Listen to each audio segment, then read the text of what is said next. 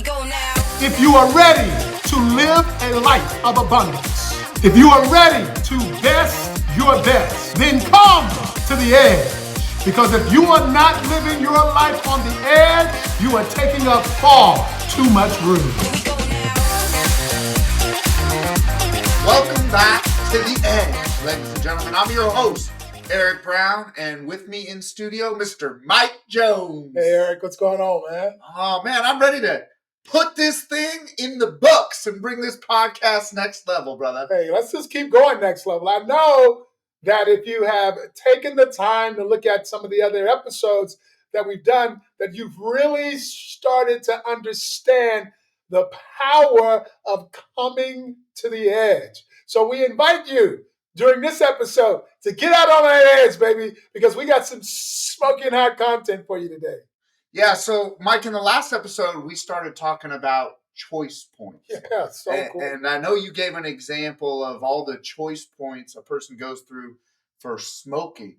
But why are those critical moments, those choice points, so critical to our development? Well, it's so critical because you first of all need to understand what a choice point is. So if you can observe yourself maybe in your car going down the street and you come to a point in the road where there is a fork in the road, you have got to make a choice point in order to keep moving forward. But do I go right or do I go left? That's the question in so many ways in your life's decision that you come to as well. So how do you know which direction is the correct direction? Is it possible to know at all times? I said all times which direction is the proper direction. And my answer to that question is yes. So if you know there's a choice ahead of you and you know the answer to that choice and you're saying yes, what would determine that? Well, that's always going to come back to something here when we're on the edge. And it is so important for us to understand this, that if we're going to get out on that edge, if we're going to live our lives on that edge, if we are going to know the proper choice at a choice point, then we must know the outcome. Man, you're going to probably hear that at least once or twice in every episode that we do, because it is critical in the context of this conversation that you know where you're going. The outcome identifies, as we've said in previous episodes, the outcome identifies where you're going. And when you know where you're going, when you come to that choice point, you know without any doubt whether or not you go right or you go left, because you know where you're going. Yeah, so Mike, what if I don't have a choice? But see, Eric, I'm going to push back on that one really strong, man. I'm going to submit that there are 86,400 seconds in every day. I am going to submit. You may agree or you may not agree, but I'm going to submit that for me, as well as for you, whether you accept it or not, one of the greatest gifts that every last one of us has is the gift of choice. You can choose to believe anything that you want to believe. No matter what the choice or the decision is, you can choose whatever you are going to be focused on in that moment. Be aware of this, because this is so important. Your choice is creating the reality that you are about to experience. Now, I get this. Wait a minute. You have experienced some circumstances in your life and you feel like the circumstance created the reality. You're in relationships with people and you feel like that the choice that they made created your reality. I'm here to slow this down to make sure that you can hear me, baby. Their choice didn't create your reality. The circumstance did not create your reality. The choice that you made at that choice point created the reality that you experienced. Now, I get that they absolutely were a part of creating the environment or the circumstance that led you to that choice. However, let's get clear here, baby. No mistake made. You made the choice that created your reality. So, Mr. Jones, in the book, The Flag of the Wind, in chapter 5, you talk a lot about the difference between responding versus reacting. So, drop a to the listeners out there. What is the difference in when you make those choices? Yeah, so when we do not have an outcome, quite often we are reacting to whatever is going on in our lives. When a circumstance comes into our lives, if we do not specifically have an outcome, then we are going to react to whatever it is that is going on. So let's talk about where that reaction is coming from. You have experienced your life by creating habits. Those habits placed you on a well worn path. Based upon that well worn path, many of the choices and the decisions that you are making are predictable because you have created this comfort zone. We talked a little bit about comfort zones. But because of all of those things that we've talked about, your choices are somewhat predictable. So if you do not have an outcome, and I guess you can see how important this outcome thing is. If you do not have an outcome, you are reacting to the things that are going on in your life.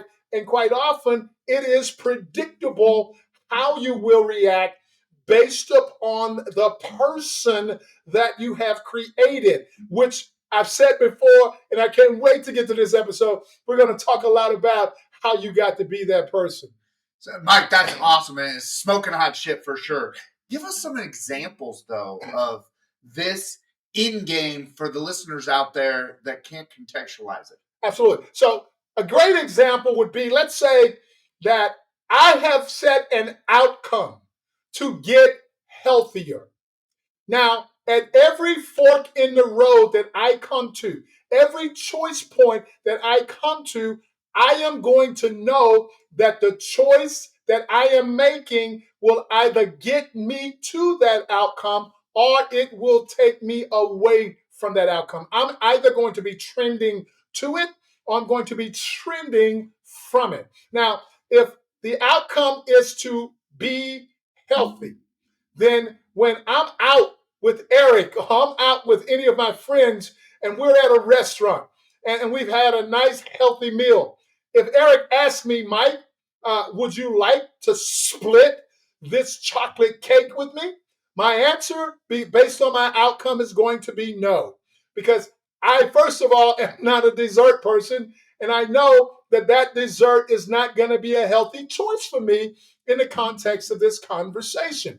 If my outcome is to absolutely become more patient with the people in my life, first of all, I am going to know in every given situation that I am in a position that I need to be demonstrating patience, whether or not I have integrity with the outcome and the commitment that I have made to be patient. Because I know how tough that can be because I can be a pretty impatient person. And I've worked on being more patient with the people in my life. And I know how it feels in that moment that I need to just take a deep breath and relax in order to get to my outcome of being more patient. So, Mike, why then are people so resistant to accepting personal responsibility? I mean, why don't we just seize the moment? You know, Eric, that's a good question. And I'm not sure that I know the answer to that for you. But, you know, when I have sat back and I have observed the things that are going on in our world today, I often ask myself, why are those people blaming somebody else for the reality that they're experiencing based on the choices that they made? Let me give you a great example of it. I know somebody's going to get mad at me, but that's okay. When you went to the bank and got that student loan, that you use to gain that education that you have right now, you knew in the moment that you signed that promissory note that you had to pay the loan back. Why is it now somebody else's responsibility to pay your student loan? I remember when everyone that was a smoker that had gotten lung cancer was now suing the tobacco companies. Yeah, tobacco is a nasty thing. Yes, they put some things in it that likely got you hooked and addicted. However, there were so many choice points so often every time you had one of those cigarettes that you could have made the choice to do something different. So I get that there's a big debate around this, and we can talk about it, we can debate it.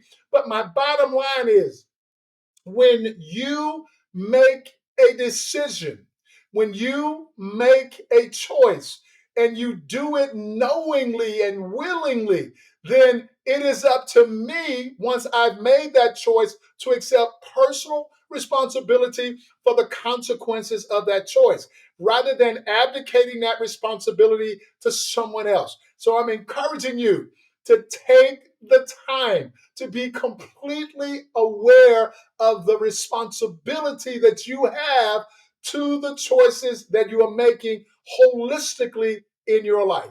So, Mike, at Discover Leadership Training, they talk about checking the conversation.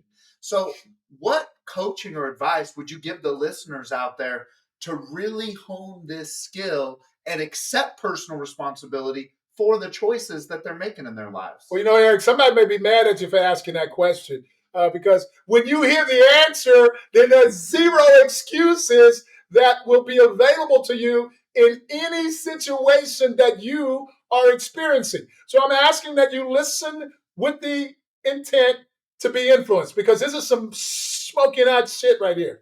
So think about this for a second. Every win, every loss, every reality that I have experienced in my life occurred in my thinking before I ever took an action, before I ever made a choice. Listen to me now. You got to connect now. This did not happen outside of you. The circumstance didn't create the reality. The person didn't create the reality. The reality actually was occurring in my thinking before anything outside of me, anyone outside of me, any behavior was demonstrated.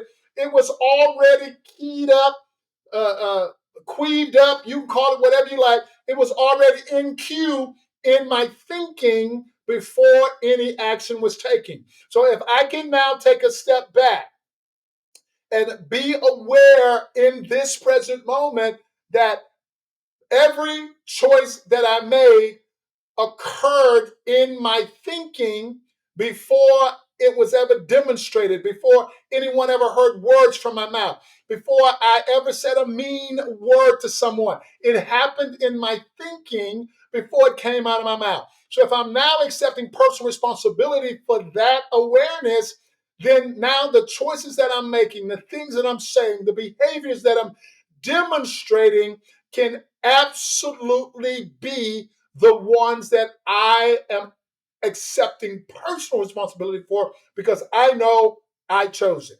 Yeah, but some people said they don't trust themselves to make the choice. What would you say to that? I would say that you just need to start building a better relationship with yourself. And the reason why there may be a lack of trust in making those choices is because you've made some bad choices up until now. So I want to say this out loud. Take the rearview mirror down. Wipe the slate clean with the awarenesses that you are receiving during this smoking hot on the edge podcast.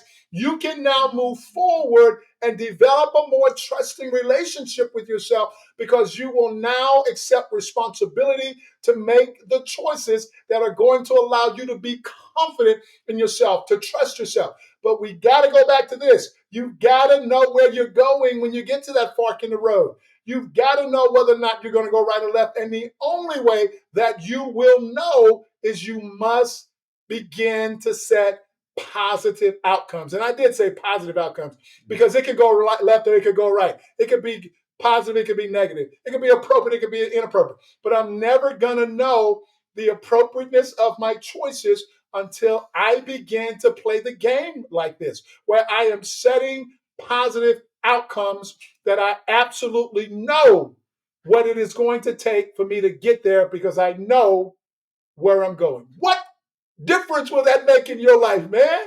Talk to me. Come on now. Mike, for some of us, faith is a difficult thing to grasp when it comes to this kind of stuff. So I have a couple questions for you that I know the audience would have too. Why do you assume that you would make the wrong choice? Because I know some of us believe when we make the choice, it'll be the wrong decision. Yeah, and quite often, those are choices that are being made with no outcome. If I am believing in this moment that I will likely make a bad choice, it's because I've been making bad choices. That's the historical data that I am referring to prior to making the choice. Again, as I said a moment ago, whatever's happened, happened. However you've been playing the game is the way you've been playing the game. Whether you've been accepting personal responsibility or not is all historical in this present moment. What you do moving forward is absolutely going to define the next reality that you are going to experience. And where that faith question was concerned that Eric just asked, I'm going to say this. You got to believe it before you see it. That's the kind of faith I'm talking about. Now, if you are focused on becoming healthier, you got to believe that you can be healthier before you actually get there, because that's what's going to help you continue to make the choices that are going to allow you to get there. If you're looking to become more financially secure, you got to first believe that financial security is your future and it's going to happen because of you. Because one or two things are happening in your life and has happened in your life up until now. Life has either happened to you or it's happened because of you.